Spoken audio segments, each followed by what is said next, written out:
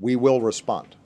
We will respond proportionally, and we'll respond in a place and time and manner that we choose. That was President Obama last week saying the U.S. wouldn't let North Korea escape unpunished from the Sony cyber attack he says the rogue state perpetrated earlier this month. It was just one part of a war of words between the two countries that has been capturing the world's attention. Now it looks like it might have led to action, as Fox reports North Korea's internet appears to be under a cyber attack of its own. An analyst monitoring the country's web told the outlet usually there are isolated blips, not continuous connectivity problems. I wouldn't be surprised if they are absorbing some sort of attack presently. If it is under attack, as ever with cyber attacks, it's not immediately clear who's behind it, seeing as the New York Times reports the White House appears to have declined to consider what one Defense Department official termed a demonstration strike in cyberspace. There is always the possibility that these are non-state actors going after each other, and despite the FBI's announcement that the Sony hack was North Korea's doing, not everyone's convinced. As The Atlantic points out, in the wild and often anonymous world of the internet, it's possible North Korea only claimed the hack after media coverage linked it to the release of the interview,